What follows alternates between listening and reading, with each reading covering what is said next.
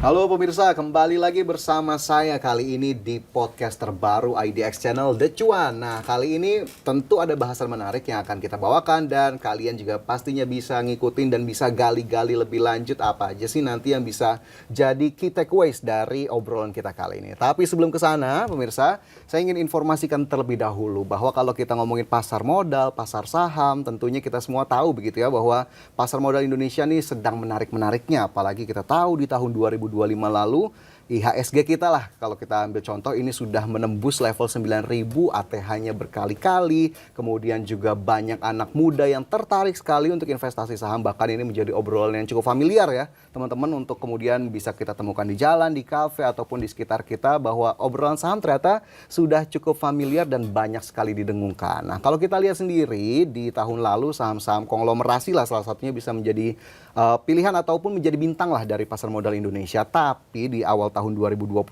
sendiri, teman-teman, di akhir Januari lah tepatnya, kita tahu ada trading halt yang dialami IHSG, bahkan 2 hari berturut-turut turun 8%, kemudian esoknya turun lagi 8%. Ya kita tahu lah penyebabnya nggak jauh-jauh sebetulnya dari isu utama, salah satunya dari MSCI. Nah, di podcast The Cuan kali ini teman-teman, tentunya kita nggak jauh-jauh dari situ ya untuk ngobrolin soal gimana sih pasar modal Indonesia, pasar saham, ataupun dampak dari MSCI sendiri yang akhirnya saham rontok, bahkan pejabat-pejabat tingginya juga ikut mundur. Kali ini saya nggak sendiri tentunya teman-teman. Di podcast The Cuan perdana ini kita akan ngobrol dengan investor sekaligus influencer saham Benny Batara alias Benix. Kita akan ngobrol lebih jauh soal MSCI dan dampaknya terhadap pasar saham kita. Mas Benny, terima kasih sudah gabung bersama saya hari ini. Thank you Mas Fajar. Sehat ya Mas Benny ya? Sehat terus selalu. Sehat terus ya, semangat ya. Harus meskipun dong. agak lesu-lesu kemarin sedikit ya. Oh gitu ya? Tapi kayaknya Mas Benny nggak lesu ya? Enggak. Happy kita, happy banget.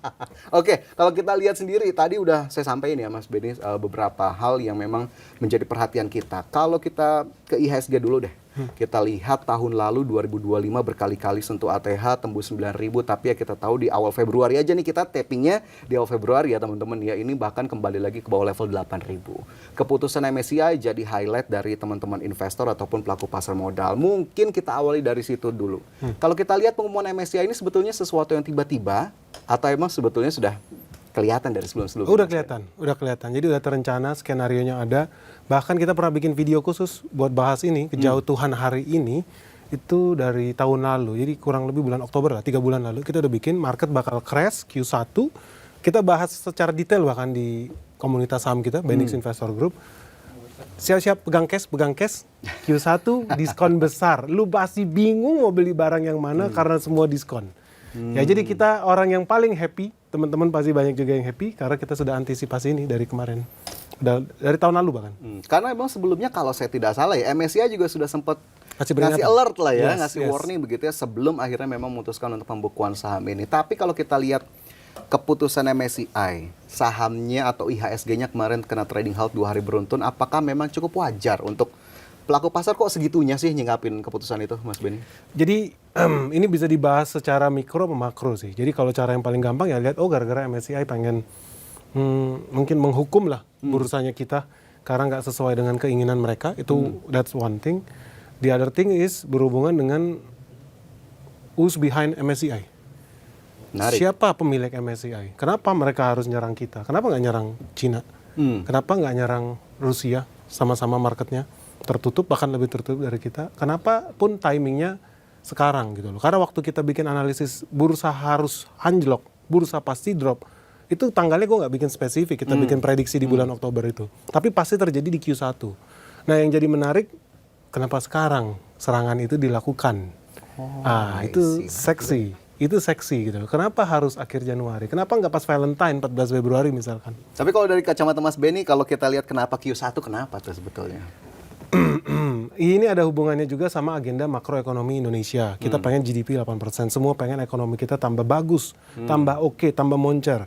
Tapi itu semua nggak bisa terjadi kalau seandainya kita nggak bisa kontrol kita punya bank sentral.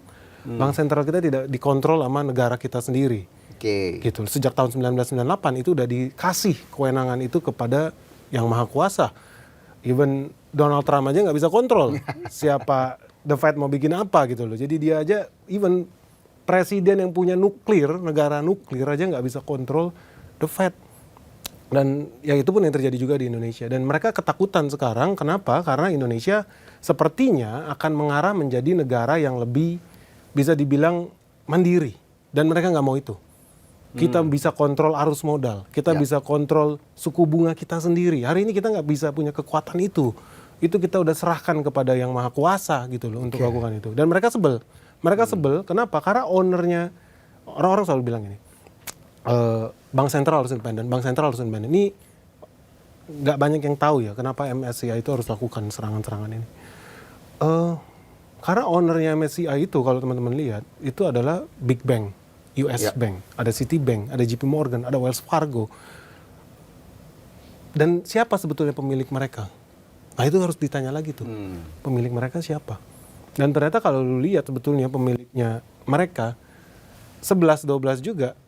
Jangan-jangan dengan yang mengontrol peredaran uang di negara ini, gitu loh. Dan mereka ada ketakutan itu dan pola yang sama mereka lakukan ketika mereka bikin market crash di Greece, di Yunani. Mereka bikin market crash di Argentina sampai anjlok, mereka serang juga. Sekarang malah jadi uninvested, jadi orang nggak bisa lagi masuk di dalam MSCI. Mereka drop parah.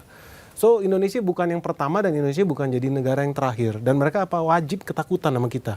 Kenapa? Karena kita akan ada arahnya menjadi negara yang mandiri ketika kita bisa ambil alih bank sentral kita, dan kita harus lakukan itu, kita dukung itu. Nah MSCI cuma cari-cari alasan, kebetulan ya dari yang lama-lama pengelolaan bursa kita jujur kurang oke. Karena banyak emiten-emiten yang menurut saya nggak lolos, harusnya ini nggak lolos IPO nih, nggak layak IPO, tapi jebol-jebol aja nih, tiba-tiba delisting, tiba-tiba udah gocap gitu. Itu kita belum ngomongin yang free float ya, Mas. Kita belum ngomong free float. Ini masih ngomong landasan dasarnya nih. Kenapa wajib crash gitu? Dan mereka akan melakukan aksi balas dendam ketika Indonesia menyerang karyawan-karyawan mereka yang ada di sini. Secara makro yang mengontrol peredaran uang di sini. Kenapa? Karena begitu kita punya kekuasaan terhadap peredaran uang di Indonesia, kita turunin suku bunga. Apa yang terjadi? Quantitative easing gaya Indonesia. Orang jadi punya duit, orang bisa kredit ke bank, orang bisa bikin usaha baru, bisa buka cabang, bikin pabrik baru, serap tenaga kerja, pengangguran berkurang. Indonesia happy? Iya. Mereka happy? Enggak. Karena suku bunga makin kecil.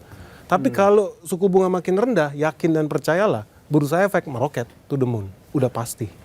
Nah, itu yang nggak mau mereka lakukan. Kenapa mereka nggak bisa lakukan? Makanya kalau kita lihat pertumbuhan ekonomi kita stunting. Negara kayak kita harusnya bisa 8%, 9%, seharusnya bisa. Teman-teman bisa imagine kalau pertumbuhan ekonomi kita bahkan 10%.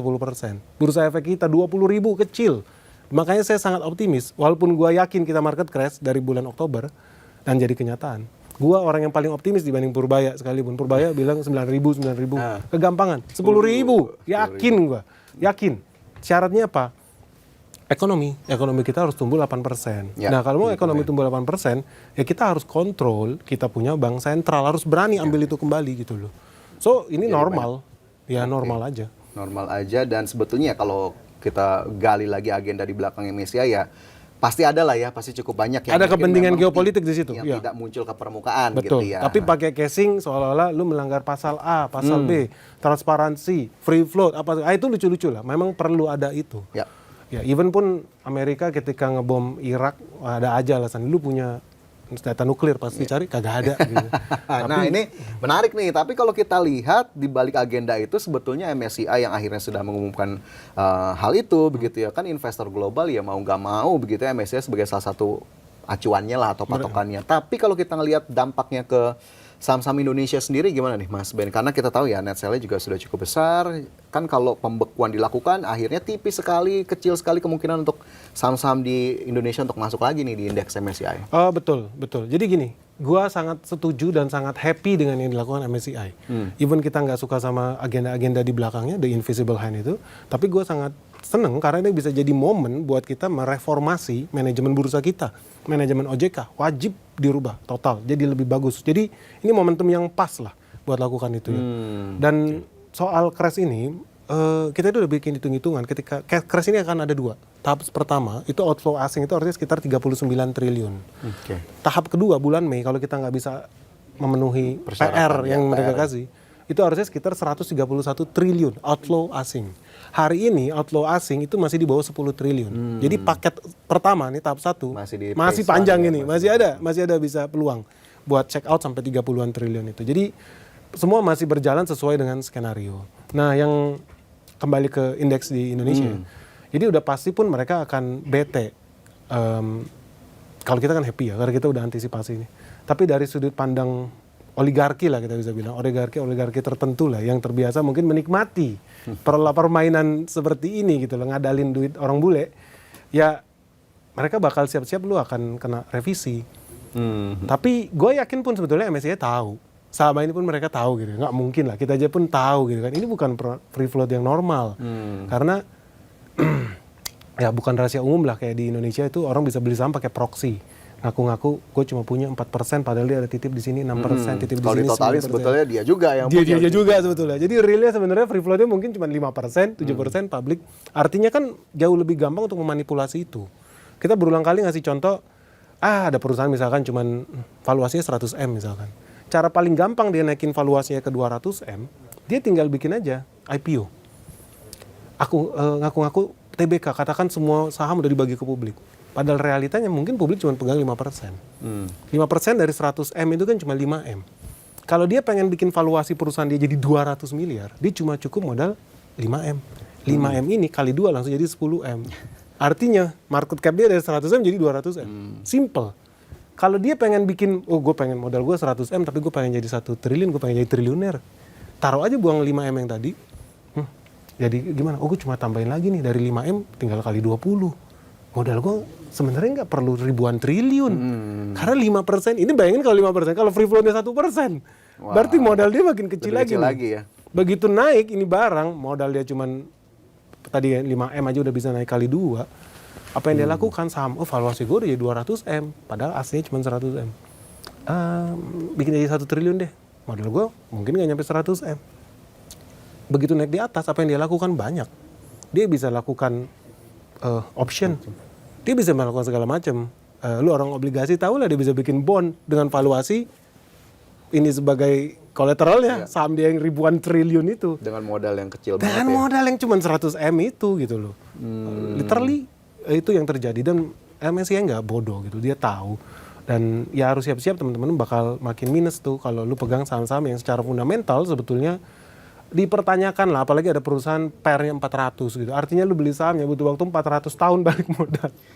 Jauh lebih mahal dibanding Nvidia. Aneh, nggak logis. Berarti tapi kalau kita lihat salah satunya free float tadi yang sebetulnya beneficial owner-nya dia lagi. Secara general kita happy juga dong ya dengan sentilan MSCI ini agar kemudian free float-nya ditingkatkan dari 7,5%, itu juga 7,5-nya tidak pure 7,5%, dinaikkan jadi 15% kemarin diputuskan oleh regulator. Nah, tapi apakah kemudian kalau kita lihat free float-nya sudah dinaikkan, transformasinya sudah dilakukan, tapi tetap belum memenuhi persyaratan yang diinginkan MSCI, apakah tetap mungkin skenario terburuk kita untuk bisa jadi masuk ke kategori frontier market nih? Nah, ini ngomongin geopolitik nih. Karena ada kemungkinan even Indonesia sudah memenuhi semua persyaratannya. Namanya juga orang cari-cari. At the end of the day, goalnya mereka apa? Beli di harga diskon. At the end of the day, itu terjadi ketika MSCI nyerang Yunani. Dia bikin mata uangnya turun. Drop. Habis itu apa? Bursanya dibanting. Apa yang terjadi setelah itu? Perusahaan Jerman, namanya juga pemegang Uni Eropa, negara terkaya Jerman, berbondong-bondong ke sana, beli airport harga diskon, beli pelabuhan harga diskon, beli pabrik harga diskon. So you could imagine lah teman-teman, ada sebuah perusahaan Indonesia harga $1.000, hari ini mungkin 17.000 rupiah harga nilai tukar. Berarti kalau $1.000 gue cuma butuh modal 17 juta. $1.000 ya? Iya ya. $1.000 kali 17 iya. 17 juta betul. 17 juta betul, buat beli perusahaan itu. Ada cara gampang. Dolarnya gue banting. $1 tadinya cuma 17.000, dia bikin $1 kali 2 lah 34.000. Artinya dolarnya tetap sama, tapi dia mau beli perusahaan senilai 17 juta. Modalnya diskon 50% karena mata uangnya dilemahin. Lebih enak lagi, udah mata uangnya dilemahin, harga sahamnya dibanting. Jadi diskon 2 kali. Combo attack-nya ya? Combo bro. Dolarnya dibanting, rupiahnya dibanting dalam konteks Indonesia, and then sahamnya dibanting. Jadi lu bisa beli perusahaan 10% mungkin dari harga realnya, dan itu yang dilakukan ke Indonesia. Ini udah jelas agenda yang standar dilakukan sama orang suka bilang elit global. Kalau gue suka bilangnya invisible hand. Invisible hand, oke lah. Yang sebetulnya the real owner of bank sentral di seluruh dunia. Jadi kalau saya ambillah dari Mas Ben, no guarantee bahwa apapun prasyarat yang sudah kita penuhi ujung-ujungnya juga akan diterima juga oleh mereka, karena pasti ataupun mungkin ada cara lain lagi gitu ya untuk nyerang pasar saham kita gitu ya. Betul, karena udah ada buktinya ketika Argentina diserang sama MSCI, ketika Greece diserang sama MSCI, mereka memenuhi kok apa yang diminta sama MSCI. Oke. Tapi tetap dikerjain. Berarti siap-siap lagi kita nih ya, bukan berarti badainya udah lewat meskipun nanti di Mei kita lihat lagi keputusannya gimana, tapi ya setidaknya udah ada catatan alarm lah. Mungkin Mas Benny juga termasuk mengingatkan nih ke teman-teman begitu ya di rumah untuk kemudian lihat lagi bahwa sebetulnya apa yang dilakukan MSCI, kita juga tetap terus berbenah. Ya kita harapkan sih tetap bisa memenuhi persyaratan meskipun hal-hal lainnya juga tetap harus jadi catatan. Nah, tapi kalau kita lihat dari MSCI, tadi Mas Ben udah sempat ngejelasin banyak lah. Kan kemudian diikuti dengan mundurnya di Bursa Efek begitu ya kemarin Pak Iman, kemudian juga Ketua Dewan Komisioner OJK, bahkan pengawas pasar modal, Wakil Ketua Dewan OJK juga mundur. Kalau ngelihat hal itu gimana sebetulnya Mas Ben? Apakah kemudian momentumnya memang tepat? Dan sebetulnya harapannya apa nih? Jangan cuma mundur doang nih, atau harus ada to-do list-nya apa sebetulnya yang harus dilakukan oleh regulator kita? Jadi memang ini momentum yang bagus buat reformasi birokrasi secara total di sana. Jadi kita harus seneng. Kenapa? Karena jujur-jujuran ya. Kalau gue pribadi, kita udah lama di bursa. Kita sangat seneng itu kejadian. Dan untuk pertama kalinya akhirnya ada pejabat di Indonesia yang sadar diri. Satu-satu lah misalkan OJK. Pinjol ilegal bertaburan di mana-mana, aneh gitu loh. Judi online gampang banget downloadnya. Terus apa kemarin penipuan segala macam walaupun ada logo OJK.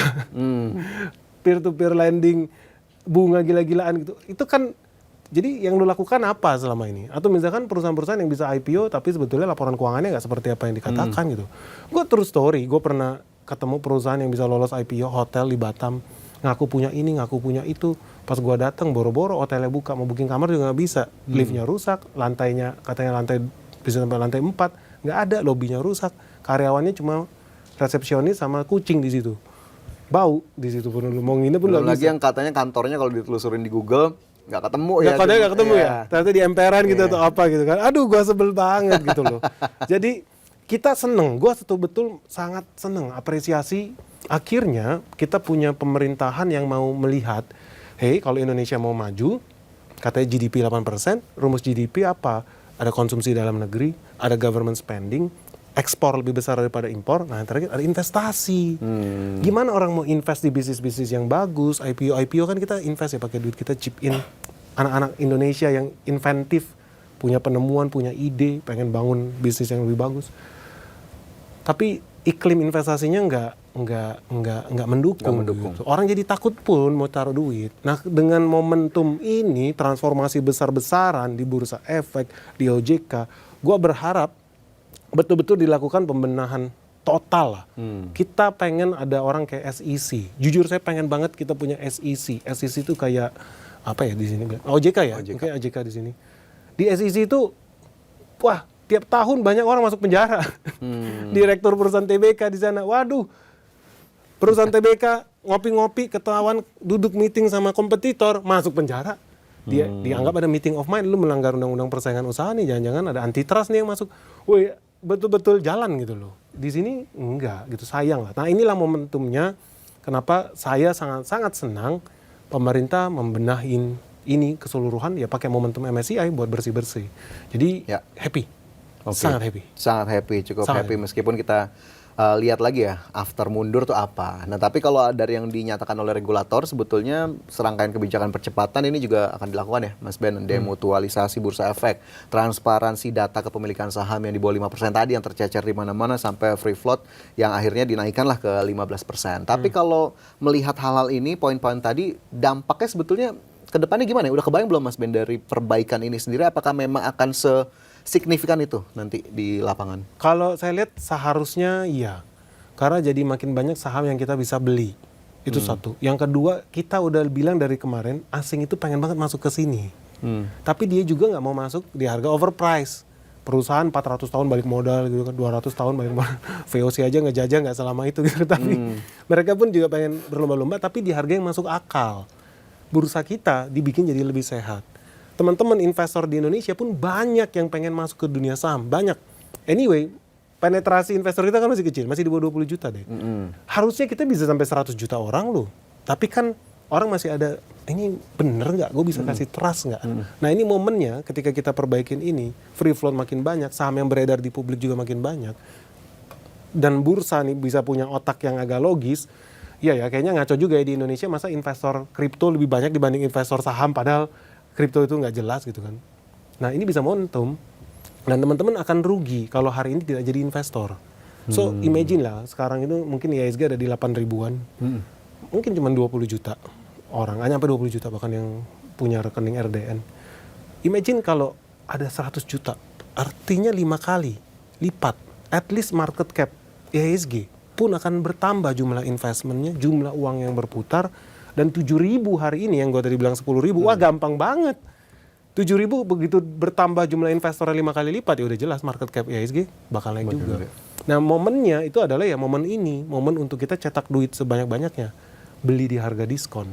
Dan kita sangat happy dengan ini. Semoga memang betul ya bersih-bersih dijalankan, yang penting makin transparan, akuntabel, dan free float itu betul-betul dijalanin. Walaupun gue agak pesimis, pasti pakai proxy juga, but that's okay.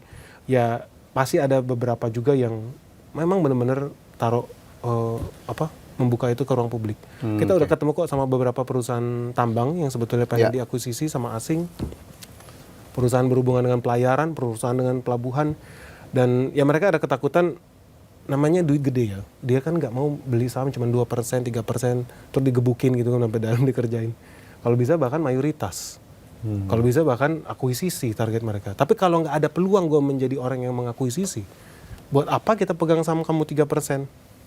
Duit kita ribuan triliun, gue maunya 30% cuy. Happy nggak kita? Gue mah happy saham kita diakuisisi sama asing. Happy. Oke, jadi iklim lah nanti juga menentukan, kemudian juga investor akan berlomba-lomba juga masuk ke pasar modal, bahkan yang belum masuk juga ya. Kalau memang kondisinya kayaknya bikin yakin deh, confident deh untuk kemudian masuk ke pasar modal, akhirnya juga kita harapkan ini jadi hasil dari reformasi begitu ya, untuk dari apa yang kemudian disentil duluan oleh MSCI. Kalau kita ke berikutnya, kalau kita lihat kemarin kan saham-sahamnya cukup banyak yang cukup berdarah-darah begitu ya dari pengumuman MSCI, ada saham-saham konglomerasi di sana, saham-saham big caps juga di sana juga menjadi korban lah dalam tanda kutip. Tapi kalau overview untuk saham-saham macam kayak gini tuh sebetulnya gimana Mas Ben? Ya mungkin nggak mesti detail-detail banget, tapi mungkin biar gambaran aja gitu. Mau yang menarik? Boleh dong. Boleh ya? Boleh dong. Yang menarik itu saham-saham yang berhubungan dengan ekonomi GDP kita 8%, itu pertama. Saham-saham yang berhubungan dengan perang dunia 3, karena dunia makin panas. Nah yang namanya perang dunia itu nggak mungkin nggak pakai senjata, nggak pakai peluru, nggak pakai tank gitu kan. Setahu gue pun kapal perang juga nggak bisa pakai kayu jati dia. Tapi di Indonesia emang ada yang benar-benar beririsan dengan hal itu ya? Banyak. Banyak ya? Banyak. Karena energi ya, kita net exporter batubara. Batubara di sana dipakai buat apa sih? Apa buat masak mie kue tiaw di sana? Gua yakin nggak. Untuk pabrik-pabrik besar. Untuk pabrik-pabrik ya. besar. Mereka bikin persenjataan, mereka bikin pabrik-pabrik kapal perang, kapal induk, stainless steel, dan mereka nggak punya itu. Mereka akan ambil dari kita. Mereka butuh kita. Dan Cina lagi lakukan program metalisasi benar-besaran.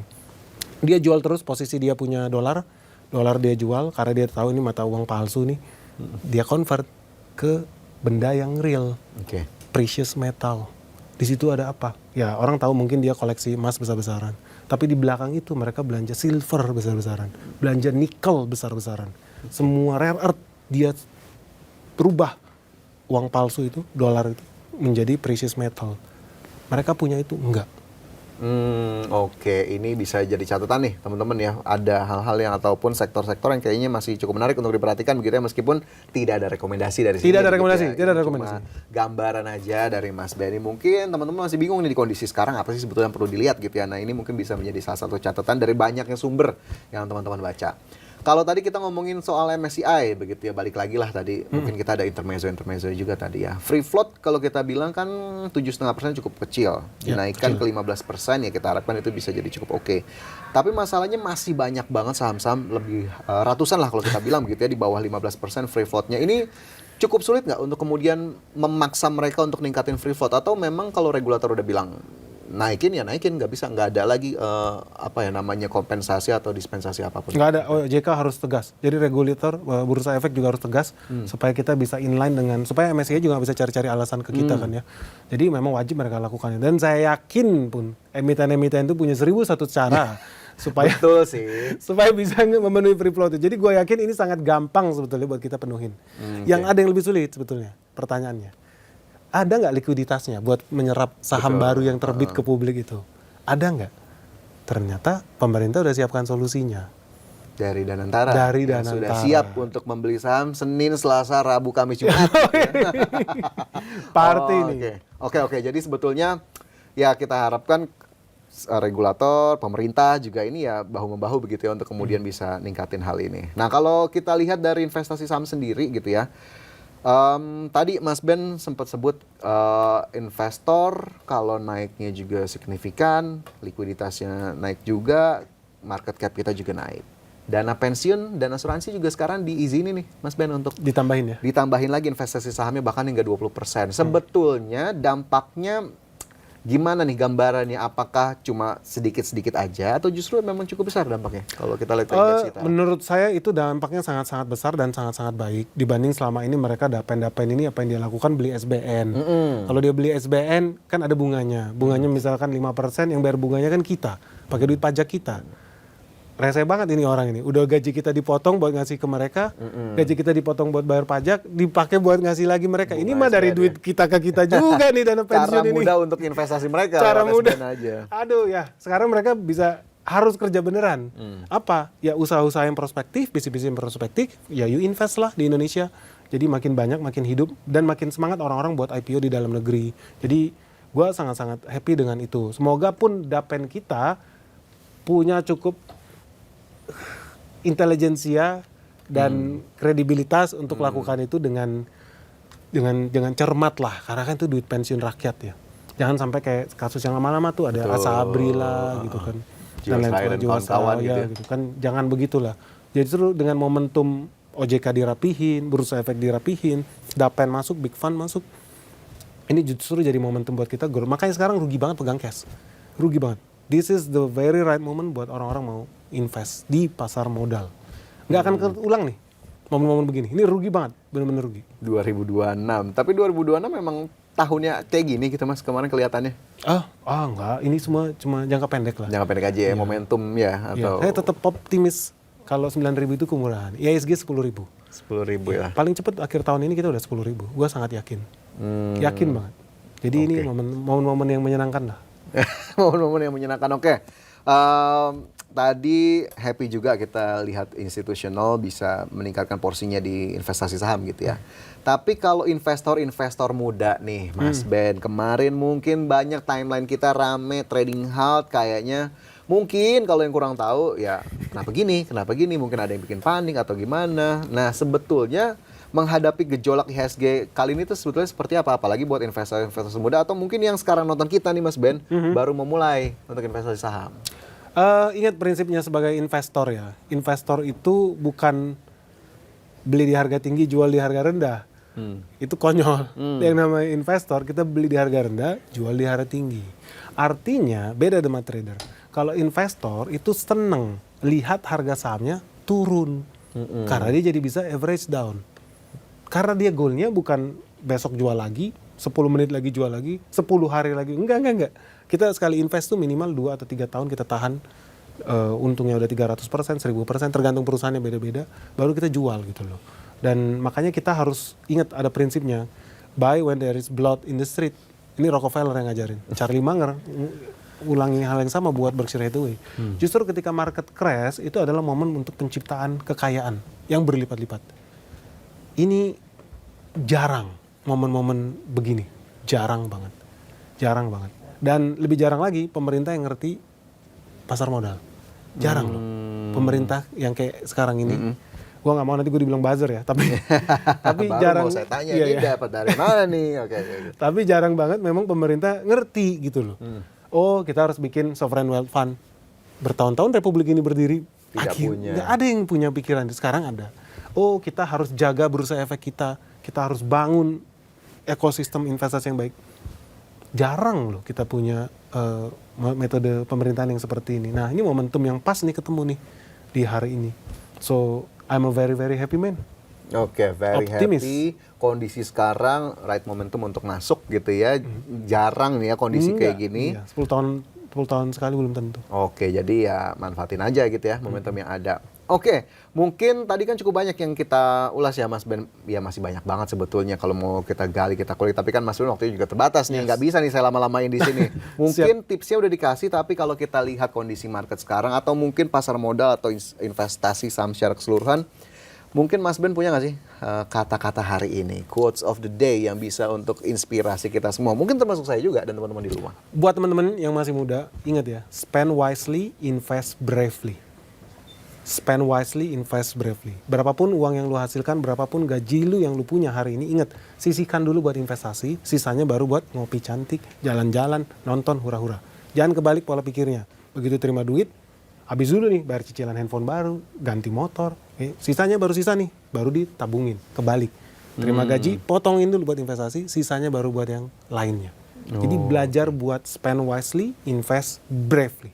Jangan takut-takut investasi, spendnya tapi harus wise, harus bijaksana dari apa yang kemudian kita dapat. Nah ini ya catatan juga nih buat saya Mas Ben gitu ya, yang memang masih terus belajar karena nggak ada berhentinya lah belajar kalau saya di investasi saham ataupun di pasar modal, dan semoga ini juga bisa jadi inspirasi buat teman-teman gimana kemudian Mas Ben bisa berani begitu ya menghadapi kondisi pasar modal dalam situasi apapun, termasuk saat ini yang memang dipandang menjadi momentum. Mas Ben, thank you banget hari ini sudah hadir Thank di you banget, Mas The Fajar. Cuan IDX Channel. Semoga apa yang Mas Ben berikan begitu ya bisa menjadi inspirasi untuk kita semua. Dan teman-teman IDX Channel, pemirsa IDX Channel, nanti kita akan balik lagi dengan obrolan yang tentunya nggak kalah menarik di episode The Cuan berikutnya. Saya Fajar Royon, terima kasih, sampai jumpa. Thank you Mas Ben. Thank you Mas Fajar. Luar biasa.